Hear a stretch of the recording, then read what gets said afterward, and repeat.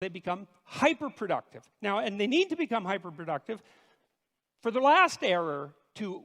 be logically coherent in relationship to the Marxist theory, which is that at some point the proletariat, the dictatorship of the proletariat, will become so hyperproductive that there'll be enough material goods for everyone across all dimensions. And when that happens, then what people will do is spontaneously engage in meaningful creative labor,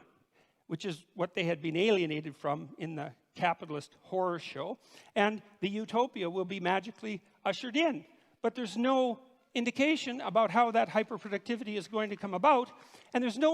also no understanding that, well, that isn't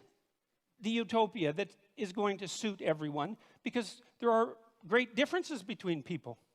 And some people are going to find what they want in love, and some are going to find it in social being, and some are going to find it in conflict and competition, and some are going to find it in creativity, as Marx pointed out. But the notion that will necessarily be the end goal for the utopian state is preposterous. And then there's the Dostoevskian observation too, which is one not to be taken lightly, which is, well, what sort of shallow conception of people do you have that makes you think that if you gave people enough bread and cake, in the Dostoevskian terms, and nothing to do with except to busy themselves with the continuity of the species, that they would all of a sudden become peaceful and heavenly? Dostoevsky's idea was that, we were built for trouble.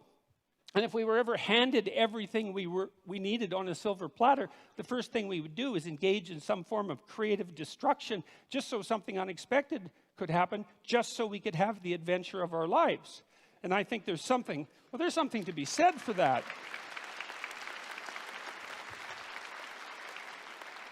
So, and then the last error, let's say, although by no means the last,